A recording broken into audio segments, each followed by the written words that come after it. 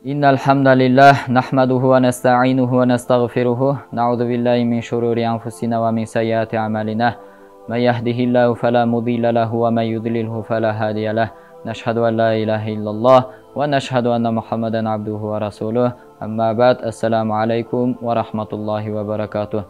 Урматтуу мусулман бир туугандарым, Аллах Таалага чексиз мактоолор болсун, пайгамбарыбыз саллаллаху алейхи ва салламга салам салаваттар болсун. Аллах Таала ыйык Кур'ани Каримде айтат: "Астагиз билlah, al-malu wal-banuna zinatul hayatid dunya, wal-baqiyatus salihatu khayrun 'inda rabbika thawaba wa khayrun amala." Мал мүлк, бала чака бул дүйнөнүн коздугу гана. Ал эми түбөлүк Алланын астында калуучу жакшы амалдар бул сенин Роббиңдин алдында. Жакшы иштер сыйлык жагынан жана үмүт жагынан дагы эң мыкты деп айтат. Сахаба разияллаху анхумдар пайгамбарыбыз саллаллаху алейхи ва салламга келип: "Я Алланын элчиси, бакияту солихат деген эмне?" Пайгамбарыбыз айтат: "Түбөлүк кала турган амалдар бакияту солиха деген субханаллахи валхамдулиллахи ва ла илаха иллаллах валлаху акбар ва ла хавла ва ла куввата илля биллахил алийил азим" деп айтты. Түбөлүк биздин аркабыздан кала турган нерселер бул топтогон байлык эмес экен. Жана куруп койгон бийик үйлөр эмес экен, балким кылган жакшы амалдарыбыз түбөлүк калат экен да туугандар.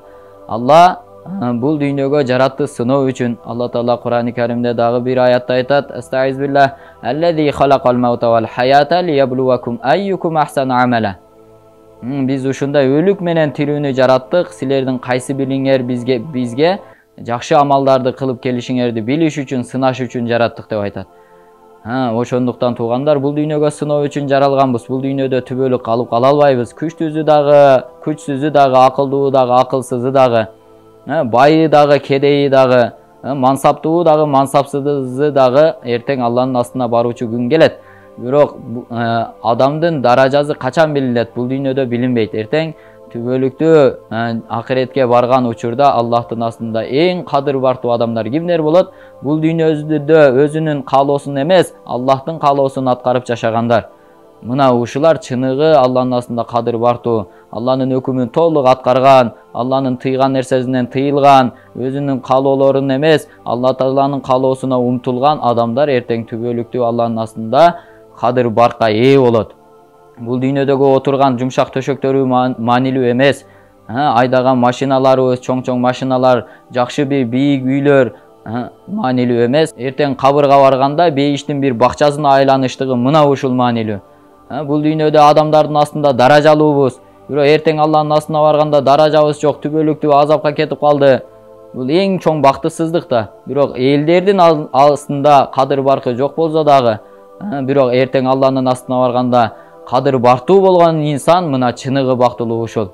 Ошондуктан туугандар, пайгамбарыбыз саллаллаху алейхи ва саллям айтат: "Бул дүйнө чымындын канатынчалык дагы кадыр баркы жок.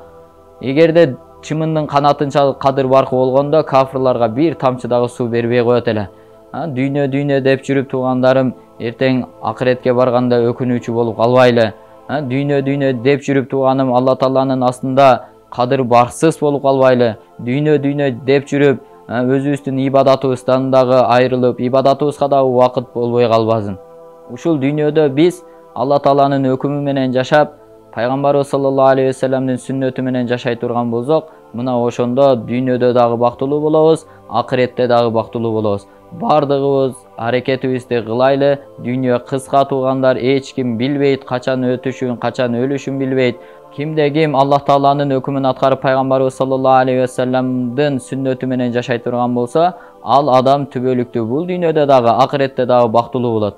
Ошондуктан туугандар, бул дүйнө кыска дүйнө, эч ким билбейт, качан өлүшүн билбейт. Эч ким билбейт туугандарым, бир мүнөттөн кийин эмне болуп кетишин билбейт. Бардыгыбыз акыретке болгон умтулуубузду кылып алайлы.